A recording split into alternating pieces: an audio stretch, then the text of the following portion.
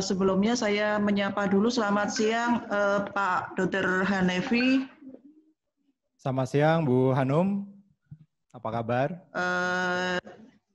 Dan tentu saja seluruh bapak-bapak dan ibu-ibu yang berkenan bergabung dengan kita semua di sini siang hari ini. Kami di kantor pusat ini mengajak beberapa teman ini dari Direktorat Mutu dan Akreditasi untuk bisa nanti mudah-mudahan bisa terlibat secara aktif mendapatkan masukan yang cukup signifikan dari draft yang kami persiapkan, Dr. Hanefi dan bapak-bapak dan ibu-ibu sekalian. Ini masih draft ya, jadi kami memang berinisiasi untuk membuat sebuah kerangka begitu. Kita itu besok di dalam era tatanan new normal itu mutu itu mau dibuat seperti apa sih gitu kan gitu. Ini karena menjadi PR kita bersama di dalam beberapa kesempatan bahwa sudah beberapa kali disampaikan dan ini sudah teruji dan terbukti. Mutu pelayanan kesehatan ini mempunyai dampak yang sangat besar terhadap seluruh upaya-upaya pelayanan kesehatan yang kita lakukan. Nah, ini di tengah kita COVID, kemudian pandemi COVID, kemudian kita juga akan menghadapi era new normal ini, mutu pelayanan kesehatan ini mau kita apakan? Kita akan membuat frame seperti apa terkait dengan mutu pelayanan kesehatan. Jadi sekali lagi ini masih draft. Nanti kami sangat harap mendapatkan masukan dari Dr. Hanefi selaku pembahas, tetapi juga mendapatkan masukan dari bapak-bapak dan ibu-ibu sekalian, para pakar, kemudian juga pelaku-pelaku pemberi pelayanan kesehatan di seluruh wilayah ini. Yang akan kami siapkan di dalam juga ada konsep mutu pelayanan kesehatan pada masa new normal ini seperti apa. Kemudian yang ketiga adalah peningkatan mutu pada masa kenormalan baru itu sendiri, dan yang outline yang terakhir adalah tentang penutup. Jadi terkait pendahuluan, jadi bapak-bapak dan ibu-ibu sekalian, seperti kita ketahui bahwa WHO sudah sejak 11 Maret yang lalu, tahun 11 Maret yang lalu sudah menetapkan pandemi virus corona pada tanggal 11 Maret yang lalu. Kemudian juga pemerintah melalui Kepres, Pak Presiden menetapkan COVID-19 ini sebagai kedaruratan kesehatan masyarakat, dan pada 13 April yang lalu ini ditetapkan sebagai bencana non alam penyebaran coronavirus 19 ini. Jadi ini adalah penetapan-penetapan baik itu dari sisi tingkat global ataupun dari sisi nasional terkait dengan COVID-19 ini. Saya tidak bicara tentang COVID-19 itu sendiri ya, saya kira bapak-bapak dan ibu-ibu sudah memahami ini secara baik. Dan ini beberapa catatan kami terkait dengan penanganan COVID-19 ini ya sejauh ini. Dengan adanya COVID-19 ini, kita harus memperhatikan kondisi kesehatan masyarakat, dan kita juga harus memikirkan bagaimana kita bisa meminimalkan ya risiko petugas kesehatan. Kita tahu bahwa beberapa tenaga kesehatan kita ya di dalam menjalankan tugasnya ini ada beberapa yang gugur menjalankan tugas, kemudian juga ada beberapa yang masih dilakukan perawatan terkait dengan COVID-19. Kalau tidak salah hampir 52 ya tenaga kesehatan yang terpapar ini gitu ya. Jadi ini kondisi yang cukup memprihatinkan kita semua. Kemudian kita juga memahami betul bahwa ini COVID-19 ini bukan sebatas hanya bencana, tetapi mempunyai dampak yang sangat luas terhadap tata kelola klinis, tata kelola manajemen gitu ya. Termasuk bagaimana kita harus mengendalikan risiko infeksi di seluruh fasilitas pelayanan kesehatan, dan ya. Dr. Hanum bersama begitu ya, di tengah kita pandemi ini gitu ya, kita harus memikirkan tentang mutu kesehatan dan bagaimana bisa mengendalikan mengendalikan dan melakukan pencegahan infeksi. Kemudian juga tidak lelah-lelah, kita harus memberikan edukasi baik itu kepada pasien, kepada keluarga dan tenaga kesehatan. Halo Dr. Hanum. Ya, saya lanjutkan. Jadi beberapa hal yang perlu mendapatkan perhatian kita bersama terkait dengan pandemi COVID-19 ini. Kita juga perlu memberikan edukasi, pemahaman yang baik terhadap masyarakat, keluarga, termasuk tenaga kesehatan sendiri terkait apa itu COVID-19. Kita lakukan berbagai macam protokol, pemahaman tentang hand sanitasi, respiratory sanitasi, mengenai desinfeksi permukaan, mengenai bagaimana kita harus melakukan pengelolaan terhadap APD dan lain sebagainya. Ini merupakan bagian dari edukasi kepada pasien, keluarga, termasuk kepada tenaga kesehatan. Karena ini memang bukan pandemi yang biasa, tetapi pandemi yang luar biasa yang kehidupan kita.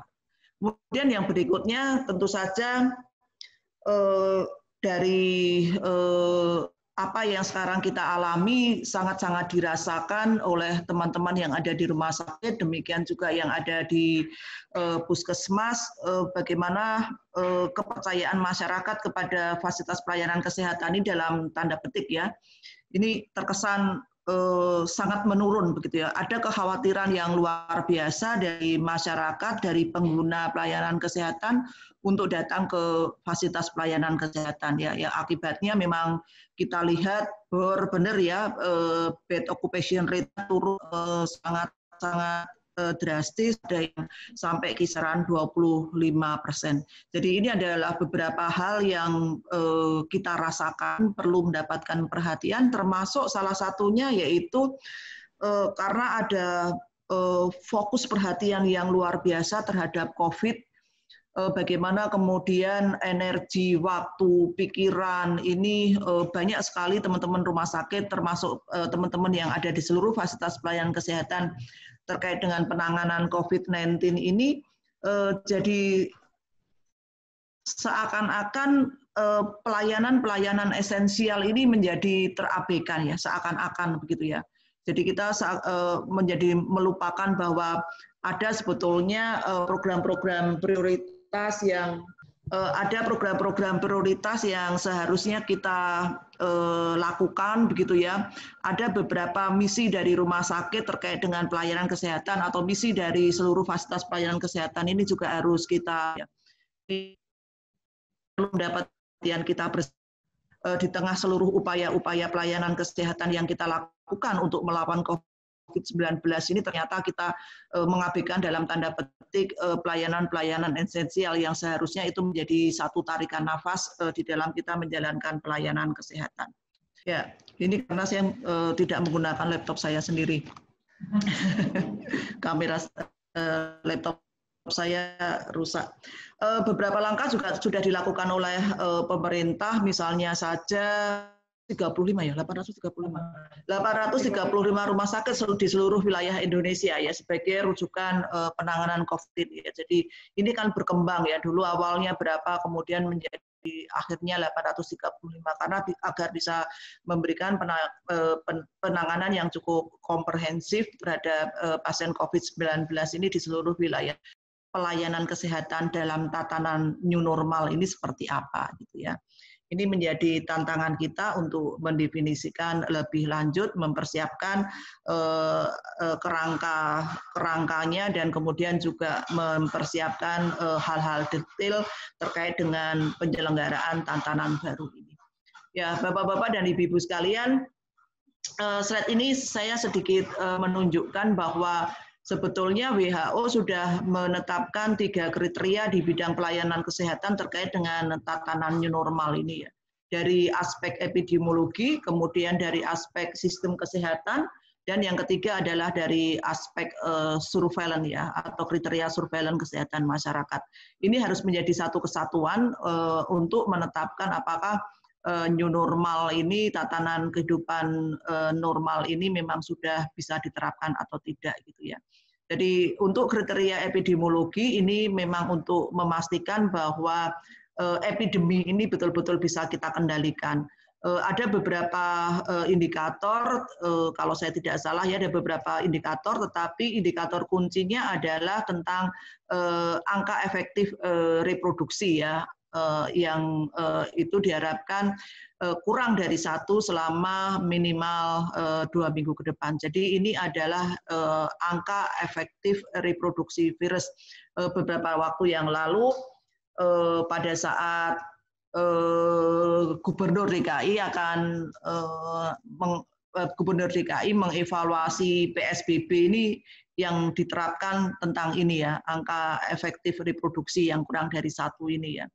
Tapi sebetulnya ini bukan satu-satunya kriteria karena WHO juga menetapkan kriteria yang lain. Yang kedua yaitu sistem kesehatan untuk memastikan bahwa sistem kesehatan ini memang dapat menangani potensi-potensi apabila terjadi kenaikan kembali ya jumlah kasus COVID-19 yang dapat timbul setelah disesuaikannya langkah-langkah tertentu. Jadi ini untuk mengantisipasi seandainya terjadi second wave misalnya seperti ini ya. Ini kemudian dari sistem kesehatan ada indikator-indikator yang ditetapkan. WHO kalau saya tidak salah menetapkan ada 7 indikator, tetapi ada indikator kunci yang ditetapkan yaitu jumlah kasus baru yang memerlukan perawatan rumah sakit lebih kecil dari kapasitas maksimal ketersediaan tempat tidur. Artinya bahwa kita dikatakan sistem kesehatan kita siap menerima second wave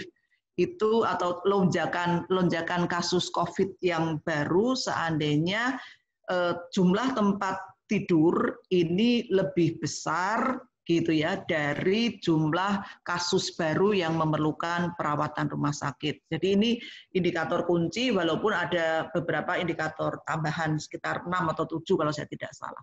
Kemudian dari kriteria surveillance yang ditetapkan WHO tentang surveillance kesehatan masyarakat ini ditetapkan karena untuk memastikan bahwa sistem yang akan memantau secara terus-menerus atau surveillance kesehatan masyarakat ini mampu mendeteksi dan melakukan tata laksana pada kasusnya itu sendiri atau pada kontaknya ya, dan kontak rate-nya gitu ya, serta untuk mengidentifikasi kenaikan kembali jumlah kasus gitu ya. Jadi ini tujuan-tujuan kenapa WHO menetapkan 3 kriteria baik itu epidemiologi, sistem kesehatan ataupun surveillance ini.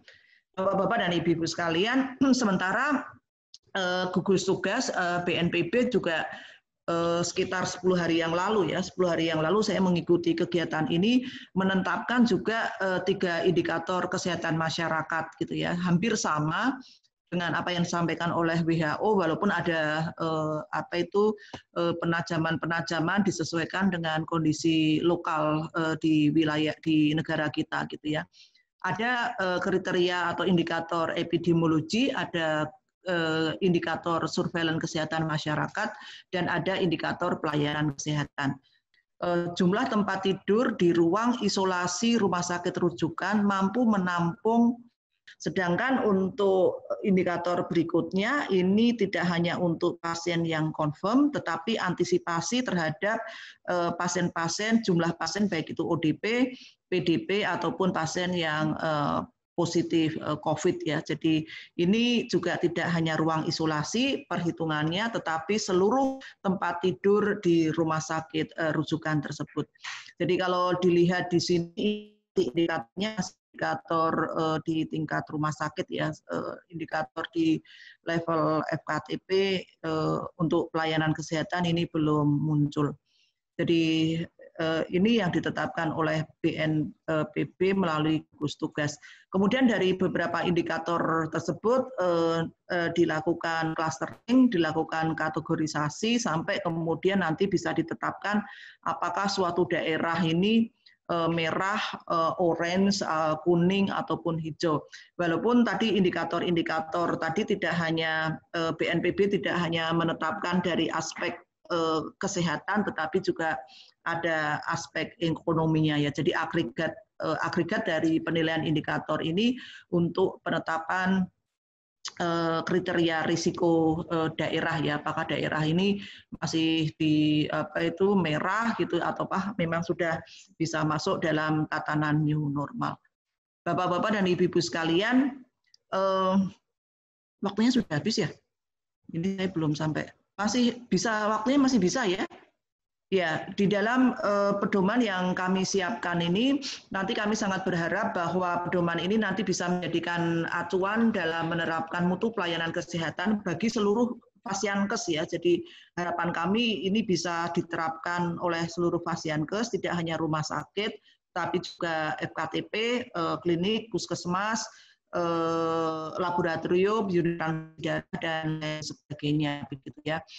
Dan secara khusus kami berharap nanti pedoman yang kami susun jadi acuan di dalam menyelenggarakan mutu dan keselamatan pasien, kemudian juga merupakan bagian untuk melakukan evaluasi perbaikan mutu. Jadi sebetulnya konsep PDSA-nya mudah-mudahan bisa berjalan dengan disiapkannya pedoman ini. Kemudian sasarannya tadi sudah seperti saya sampaikan, seluruh fasilitas pelayanan kesehatan, tetapi ini juga diharapkan nanti bisa dimanfaatkan oleh Dinas Kesehatan, termasuk kementerian dan lembaga terkait, teman-teman di organisasi ataupun dari seluruh stakeholder. Kalian ini adalah dasar hukum, jadi beberapa regulasi terkait ini yang terkait dengan mutu pelayanan kesehatan di era new normal sudah kami identifikasi. Nanti mohon masukan kalau masih ada, mungkin ada beberapa regulasi yang masih terlewat. Kemudian tentang konsep mutu pelayanan yang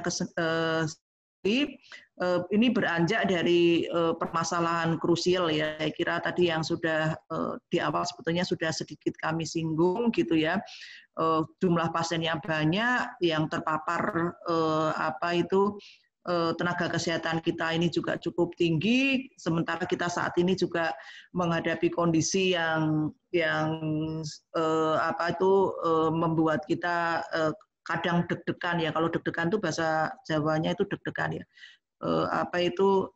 Karena di fasilitas pelayanan kesehatan ini kan kejar-kejaran ya atas kebutuhan APD begitu ya, tentang sarana prasarana APD termasuk logistik, obat dan lain sebagainya. Kemudian yang terakhir ini yang tadi juga sudah saya sampaikan, tertundanya berbagai pelayanan esensial ya tentang penyakit-penyakit degeneratif gitu ya, bagaimana kemudian kita harus memastikan pelayanan terhadap ibu dan anak ini juga optimal karena terkait dengan program prioritas nasional, pelayanan kesehatan ibu-ibu hamil dan lain sebagainya. Ini menjadi tadi masalah krusial yang sebetulnya harus kita atasi bersama nanti di tatanan era new normal.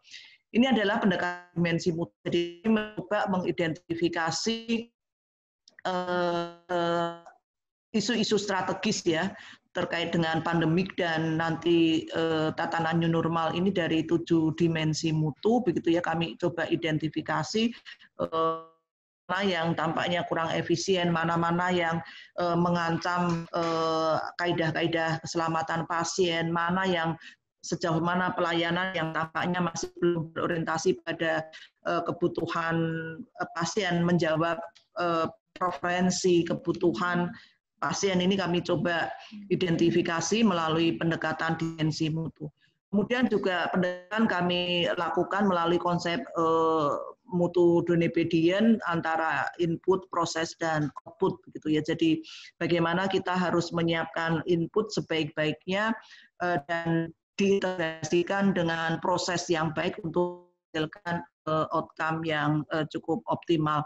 Ini juga coba kami identifikasi begitu ya, dari sisi struktur kelemahan-kelemahan ini apa, kemudian dari sisi proses ini apa yang perlu diungkit, perlu ditingkatkan agar kita seluruh rangkaian upaya kita bisa menghasilkan outcome yang optimal di tengah kita berperang melawan COVID-19 dan menghadapi tatanan era new normal.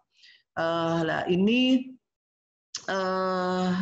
referensi-referensi yang kami gunakan sebetulnya di dalam menyusun pedoman ini.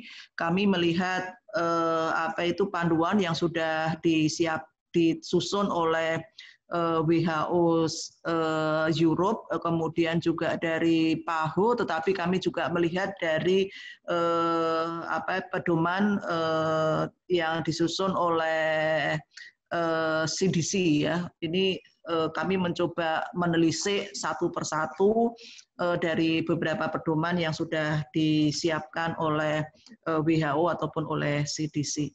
Dari beberapa hal tadi yang kami sampaikan, kami mencoba menguraikan begitu ya, dari 7 dimensi ini nanti apa yang perlu disiapkan oleh seluruh fasilitas pelayanan kesehatan gitu.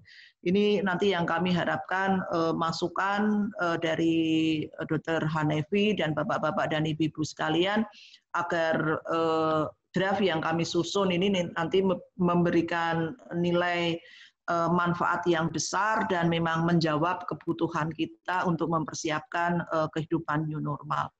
Jadi kalau dari dimensi keselamatan pasien, ya tentu saja sebetulnya seluruh upaya ini kan kita lakukan agar first do no harm itu menjadi acuan kita bersama ya. Ini di tengah pandemi yang semuanya harus kerja cepat, tepat dan tangkas gini ya. Ini harus bisa menjawab dimensi keselamatan. Ada beberapa rekomendasi yang coba kami susun setelah mengelaborasi sebagai referensi dan kondisi-kondisi yang ada. Jadi yang pertama ini seluruh fasilitas pelayanan kesehatan ini harus mempunyai sistem manajemen bencana ya. Jadi ini kalau kita menghadapi bencana ini tidak hanya bencana fisik, tetapi tentang COVID-19 ini harus kita jadikan bagian dari sistem untuk menghadapi bencana. Dan ini harus dari hulu ke hilir. Bagaimana komitmen leadership, bagaimana kepemimpinan di sini, bagaimana kita harus memobilisasi, bagaimana kemudian kita harus melakukan koordinasi, konsolidasi. Ini harus menjadi bagian dari sistem manajemen bencana. Kemudian juga yang tidak kalah pentingnya pada saat kita bicara tentang keselamatan itu adalah tentang PPI. Ini saya kira menjadi sesuatu yang sangat mendasar di tengah new normal ini. Kita tidak bisa sama sekali tidak bisa meninggalkan kaidah-kaidah PPI. Bagaimana kita harus melakukan hand hygiene, bagaimana kita harus melakukan respiratory hygiene, bagaimana kebutuhan APD, bagaimana kita harus melakukan cleaning, desinfeksi, sampai kemudian sterilisasi, bagaimana kita harus memakai APD yang benar, antisipasi terhadap kebutuhan APD. Ini adalah prinsip-prinsip PPI yang di era new normal ini harus menjadi bagian yang tidak bisa dipisahkan pada saat kita memberikan pelayanan kesehatan. Kemudian juga dalam aspek keselamatan dari dimensi keselamatan ini kita harus memastikan sebuah proses yang cukup jitu gitu ya, melalui proses screening dan triase. Jadi harus bisa kita pilih mana pasien-pasien yang berpotensi atau mempunyai potensi menyebarkan begitu, dan ada yang tidak ya. Screening nanti bisa berbagai macam kombinasi, ada self assessment, kita bisa memanfaatkan teknologi informasi, tetapi juga tentu saja ada pemeriksaan-pemeriksaan standar yang harus dilakukan secara cepat, seperti pemeriksaan suhu dengan thermal gun dan lain sebagainya. Ini harus menjadi kebiasaan kita nanti ya di era new normal. Kalau yang yang teridentifikasi mempunyai risiko, harus prosedurnya seperti apa, alurnya seperti apa, dan itu harus dipisahkan dengan pasien-pasien yang tidak mempunyai risiko melalui proses-proses screening yang dilakukan. Kemudian juga ini juga penting terkait dengan keselamatan dan kesehatan kerja gitu ya. Terkait dengan dimensi keselamatan ini harus dipastikan bahwa seluruh petugas yang ada itu bisa menerapkan kaidah-kaidah keselamatan dan kesehatan kerja. Bagaimana pengelolaan ada benda-benda bagaimana sekali lagi pemanfaatan APD, bagaimana kemudian kita mengelola mengelola lingkungan kita gitu ya, lingkungan kesehatan lingkungan kita. Ini menjadi isu-isu yang krusial terkait dengan keselamatan dan kesehatan kerja.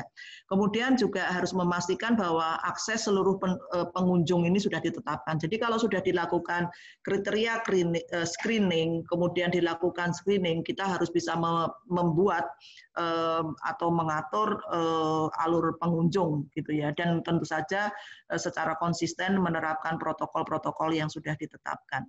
Kemudian juga fasilitas pelayanan kesehatan dalam hal ini juga harus bisa melakukan mapping area-area yang berisiko terjadinya gangguan keselamatan dan keamanan terkait COVID.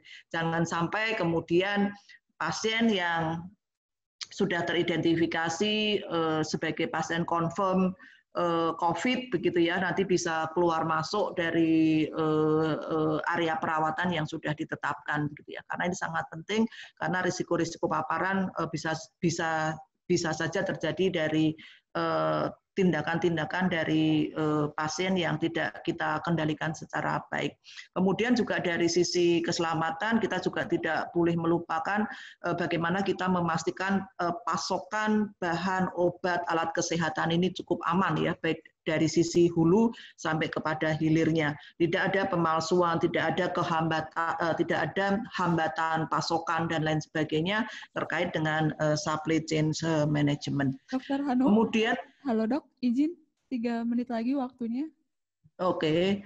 Kemudian dari sisi efektif ini karena banyak sebetulnya sisi efektif demikian juga yang penting ini kalau dari sisi efektif apa yang kita lakukan ini harus sesuai dengan best practice, harus sesuai dengan guideline terkini gitu ya. Jadi ini rekomendasi dari kami memastikan bahwa pelayanan ini tetap sustain gitu ya, tetap terjaga sesuai dengan misi dan harus terupdate dengan panduan-panduan yang terbaru, harus di-adjust dengan bagaimana protokol-protokol penanganan COVID-19 gitu ya, termasuk pelayanan laboratorium ya. Ini pelayanan laboratorium juga menjadi sangat-sangat esensial di tengah kita menghadapi COVID dan nanti di era new normal.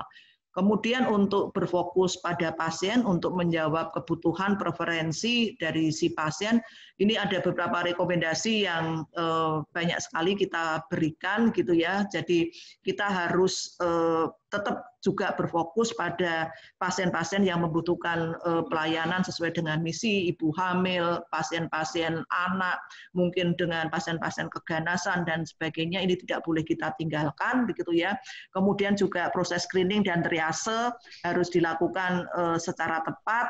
Kemudian pemisahan jalur ruang rawat dan lain sebagainya ini juga harus kita lakukan secara konsisten untuk pasien dengan kondisi tertentu ya, pasien-pasien yang memerlukan atau pasien-pasien special case ya, perlu kondisi-kondisi tertentu, ini juga harus kita siapkan fasilitas-fasilitas yang memadai ya. Jadi ini untuk menjawab kebutuhan-kebutuhan pasien, berfokus pada pasien, termasuk kita harus menyediakan media-media informasi dan edukasi yang memadai, karena pada saat kita berperang melawan COVID dan kita masuk kepada era new normal, seluruh upaya-upaya tidak bisa hanya kita serahkan kepada tenaga kesehatan, tetapi seluruh yang terlibat ini harus memahami secara baik terkait dengan prinsip-prinsip new normal ataupun penanganan COVID. Kemudian tentang efisien, secara prinsip bahwa efisien ini bagaimana sumber daya yang kita miliki bisa memberikan hasil yang optimal. Ini kita harus memikirkan tentang ketersediaan input ya, ketersediaan input baik dari sisi alat, obat, bahan habis pakai dan sumber daya manusia. Dan yang pemahaman yang harus cukup baik tentang search capacity ya. Ini saya kira yang perlu kita cukup gencarkan gitu ya, bagaimana kita harus mengantisipasi kapasitas-kapasitas lonjakan yang harus kita lakukan begitu ya. Antisipasi ini kita bisa menyiapkan ruang transit, kita bisa memobilisasi sumber daya manusia, kita bisa mungkin meng-cancel justru beberapa pelayanan kesehatan yang tidak diperlukan pada saat itu. Jadi ini pemahaman atau antisipasi terhadap surge capacity ini juga perlu dipahami secara baik agar pelayanan ini bisa efisien. Kemudian terkait dengan timely atau tepat waktu, ini satu hal penting yaitu tentang surveillance ya.